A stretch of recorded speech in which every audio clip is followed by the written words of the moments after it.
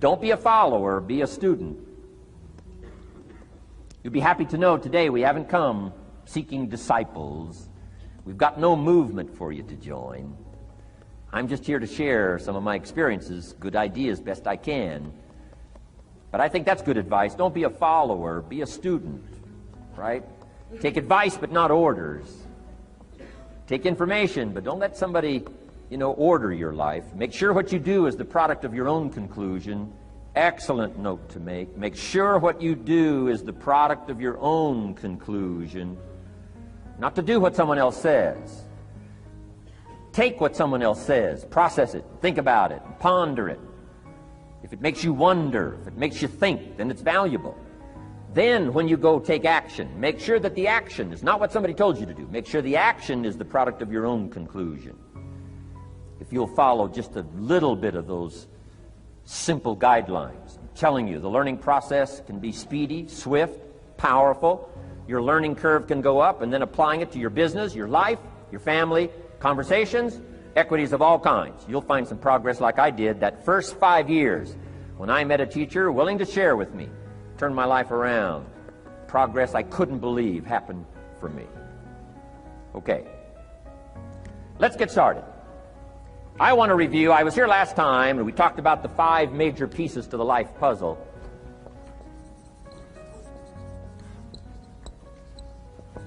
And I just want to review those because it lays such a good foundation for all the rest that I want to share with you today. We got a lot of subjects to cover, so we're going to go rather swiftly, okay?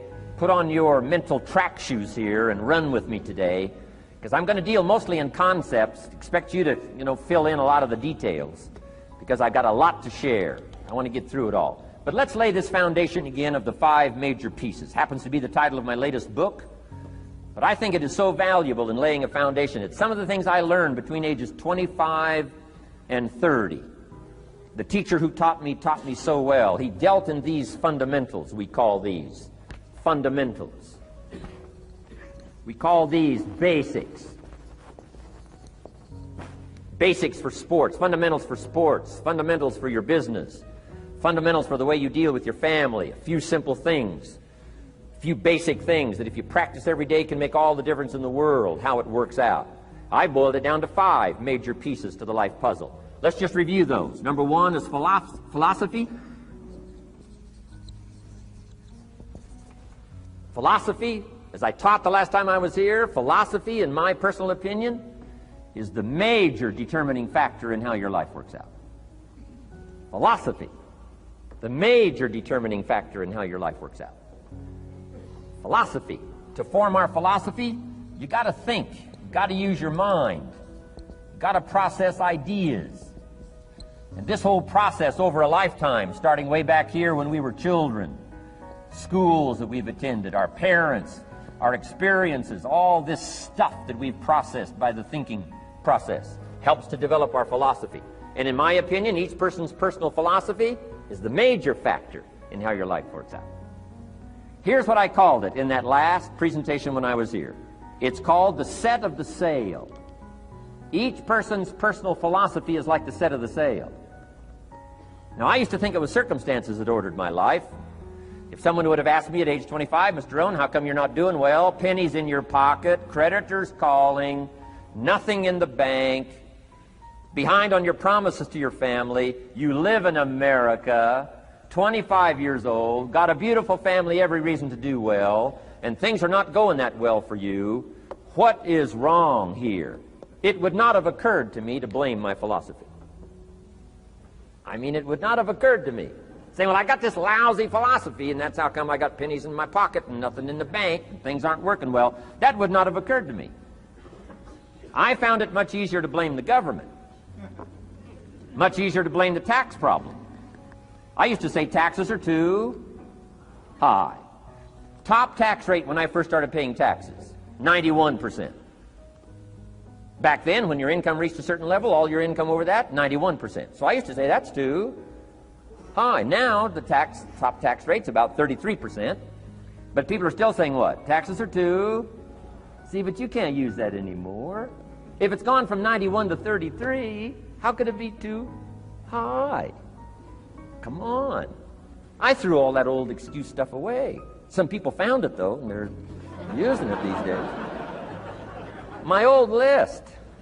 I used to blame the traffic, the weather, used to blame circumstances, right?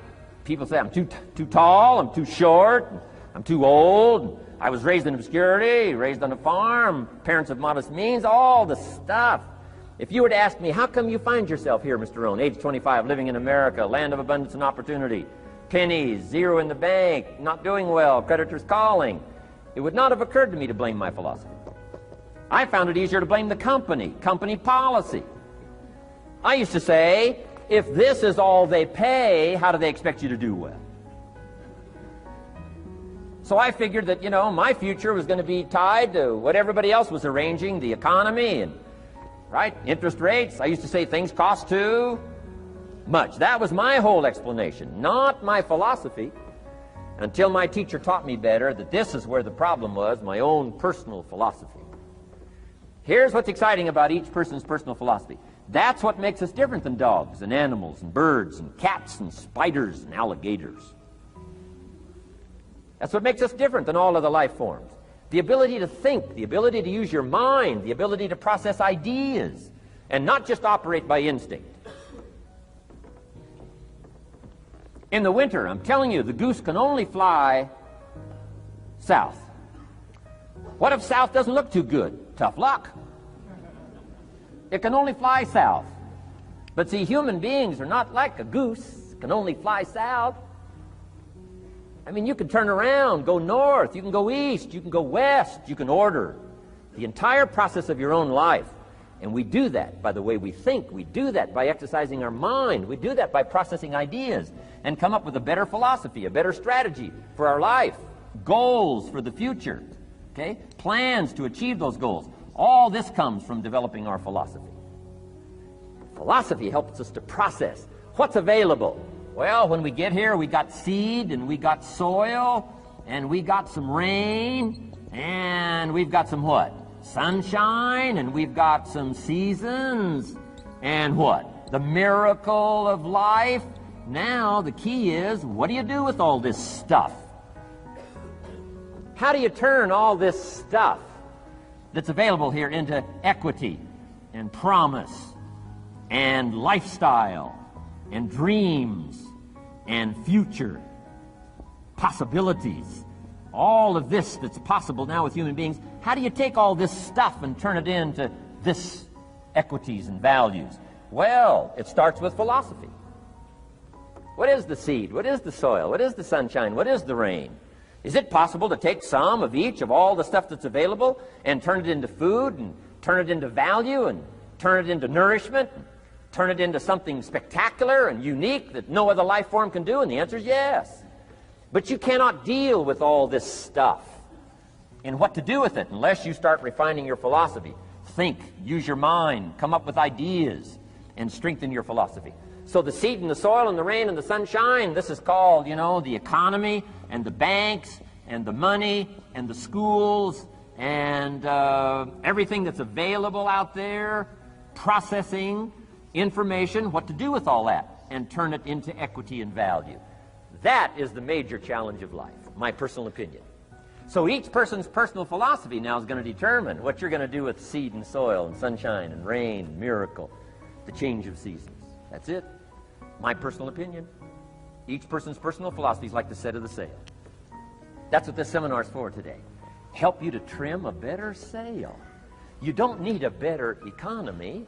You don't need better seed and soil. In fact, when it comes to seed and soil and rain and sunshine and seasons and the miracle of life, that's all you got. Now, what if you blame this stuff? Then you're blaming all you got. If you blame the economy, and you blame the schools, and you blame the teachers, and you blame the sermons and the preachers, and you blame, the marketplace, and you blame the company and company policy, what else is there? When some people get through with their blame list, there isn't nothing else. That's all there is. And if you blame the only thing you've got to work with, I'm telling you, it's called mistake colossal. In not understanding that that's all you've got to work with. And if this is all you've got to work with, then you don't change the seed and you don't change the soil and you don't change the rain, and you don't change the sunshine, you don't change the seasons, right? Guy says, I'll take 3 springs, 4 summers, 9 falls, no winters. No, you can't fool with this stuff. You got to take it like it comes. Then what do you change to make your life work well? You got to start with your philosophy. Guess what I had to do at age 25 in order to change my own future? I had to change my mind. I had to change my thinking. I had to change my philosophy. I was messed up on what was causing my problem. And once I got that straightened out, that all the stuff I blamed, the government and taxes and the marketplace and the economy and things cost too much, negative relatives, cynical neighbors, once I got rid of that and started going for where the real problem was, which was me, I'm telling you, my life exploded into change. My bank account changed immediately. My income changed immediately. My whole life took on a whole new look and color immediately. And the early results I got from making these philosophical changes tasted so good, I've never stopped the process from that day until this.